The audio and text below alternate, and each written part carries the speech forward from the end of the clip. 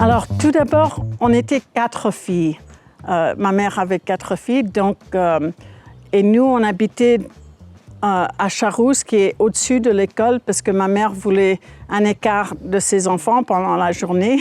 Et aussi, le soir, elle voulait un écart des étudiants, parce que c'était vraiment un énorme travail. On avait droit de descendre. On prenait des douches quand même à l'école, parce qu'à l'époque, il n'y avait pas l'eau chaude dans les chalets là-haut.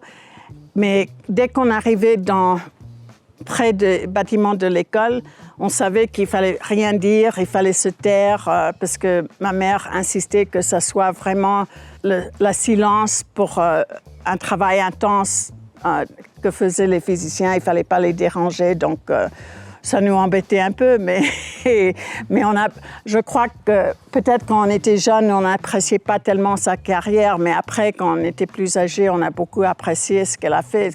Il y a peu de personnes qui auraient pu faire tout ce qu'elle a pu faire à l'époque, étant femme à son âge de 28 ans. Toute mon enfance, de l'âge de 3 mois jusqu'à 18 ans, on venait aux Ouches. Et en fait, moi, j'avais un peu envie de rester aux États-Unis parce que j'appréciais pas du tout ce beau lieu comme j'aurais dû apprécier parce que j'étais obligée de venir ici. Mais en fin de compte, je me suis rendu compte que c'était merveilleux. On mangeait des myrtilles, on se baladait. Mais elle avait toujours quand même quelqu'un, enfin, jusqu'à ce qu'on avait 14 ans ou quelque chose comme ça, elle avait toujours une de nos cousines ou quelqu'un qui était plus âgé pour nous nourrir, enfin, s'occuper de nous.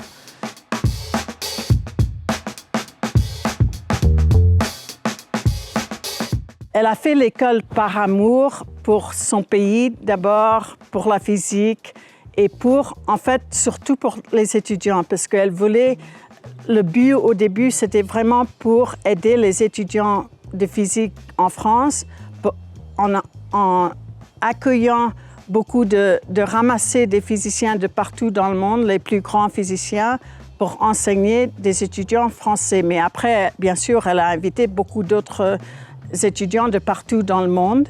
Je pense aussi que c'était un grand travail, mais elle avait une personnalité très chaleureuse, une charme, si je peux dire.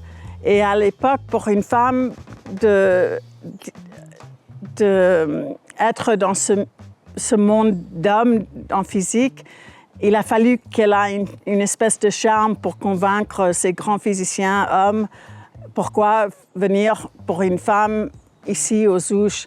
Donc, ce qu'elle avait fait, par exemple, elle a fait plein de choses, mais une des choses que je me souviens, c'est qu'elle m'avait dit que quand elle avait décidé le sujet pour l'été ou pour une session, parce qu'il y avait 2 sessions, une de 4 semaines et une de 6 semaines, elle a l'idée de quelque chose qui est très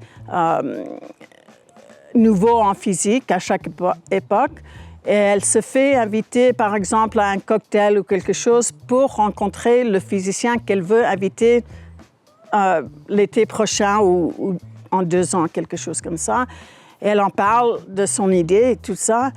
Et puis, donc, une semaine après, à peu près, elle téléphone au physicien qu'elle rencontre à un cocktail en disant « Écoutez, j'ai réfléchi à votre idée. Est-ce que vous serez prête à venir donner un cours ?» Et quand elle a fait pour que le physicien croie que c'est son idée, au lieu de l'idée de ma mère, ils étaient plus prêts à accepter, en fait. Donc, elle a toujours trouvé des moyens pour vivre dans ce monde d'hommes à l'époque, je crois que c'était quand même très difficile d'être femme, parce qu'il y avait très peu de femmes en physique à cette époque.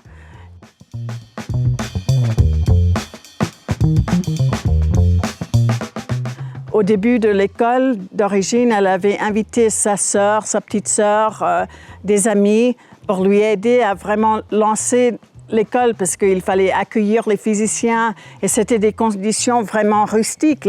Il y a des photos où les physiciens portaient le lit sur le dos pour aller dans un petit chalet.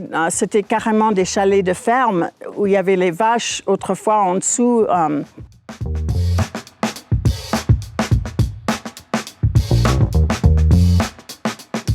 Elle était prête à faire tout pour ses étudiants.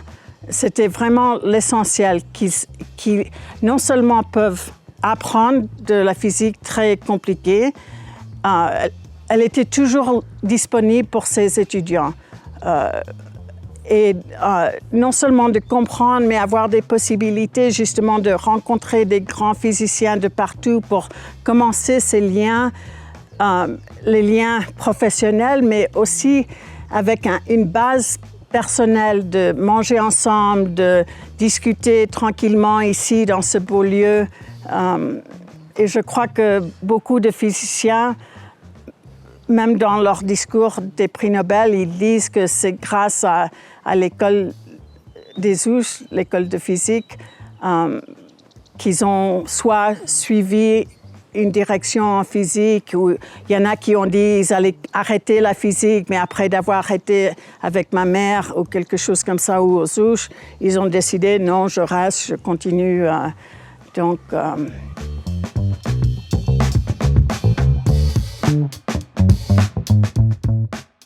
Sa carrière aux États-Unis, c'était carrément de la recherche.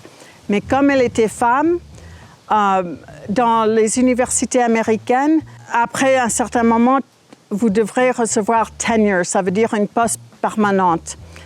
Et comme elle était une femme en physique, au début, il y a longtemps, elle ne l'a pas eu.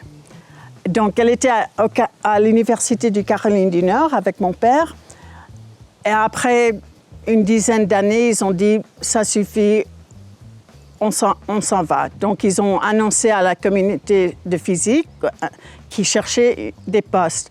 Donc, c'est là où elle était invitée, elle et mon père, à l'université du Texas. Et ils ont reçu... Mon père avait toujours une poste permanente, mais ma mère, non, parce qu'elle n'était pas femme. Elle était femme, pardon. Donc, elle a vraiment... et en fait, la raison pourquoi elle a arrêté d'être la directrice de l'école, c'est parce que, justement, elle trouvait que ça prenait trop de temps de sa recherche. Elle était un peu fatiguée, d'ailleurs, parce que ça voulait dire de s'occuper de plein de choses administratives qu'elle n'était pas la recherche, en fait. Donc, dans les années 72, à peu près 72, quelque chose comme ça, elle a dit à l'école, je m'arrête, mais elle a choisi le prochain directeur, Roger Ballion. Dans les années 72, donc elle savait, ça faisait déjà une vingtaine d'années que l'école marchait. Donc elle savait que c'était démarrer son projet. C'était déjà un grand succès à ce moment-là. Donc elle se sentait libre à dire, bon maintenant j'ai fait ce que je voulais faire. Mais elle a resté sur le conseil d'administration et j'ai entendu parler qu'elle gérait quand même beaucoup de choses, malgré qu'elle était officiellement pas plus la directrice. Elle choisissait les physiciens. Enfin, elle était dans le milieu. Elle ne s'est pas arrêtée juste vraiment à la fin de sa vie, quand elle avait 95 ans ou quelque chose comme ça. Elle s'est vraiment arrêtée, mais jusqu'à la fin, même... oui, donc elle n'a pas vraiment quitté, mais ça lui a permis quand même de faire plus de recherches. Donc, elle a écrit plusieurs livres avec ses collègues. Elle a fait beaucoup de travail sur les Feynman Path Integral, c'est les chemins intégraux de Feynman. Mais ça, je ne peux pas vous dire exactement. Pour moi et aussi pour mes sœurs, il y a eu deux choses pourquoi on n'est pas devenue physicienne. C'est parce que d'un côté, on a très bien vu que ma mère était traitée très mal aux États-Unis, étant physicienne dans ce monde de physiciens. Et d'autre part, quand vous avez deux parents qui sont à un niveau assez élevé dans leur discipline. Je crois que il y en a qui ont suivi leurs parents. Par exemple, Irène Curie, bon, son père était prix Nobel et elle aussi, mais je crois que pour beaucoup, on n'a pas tellement envie d'entrer dans une discipline qu'on sait qu'on va toujours être comparé à... On va difficilement arriver au même niveau que les parents. Je pense que pour beaucoup de physiciens, il faut, et pour être vraiment très bon physicien, il faut qu'il n'y a que la physique qui existe dans le monde, dans leur vie actuelle. Et moi et mes sœurs, on a pensé qu'il y a des autres choses dans la vie que la physique.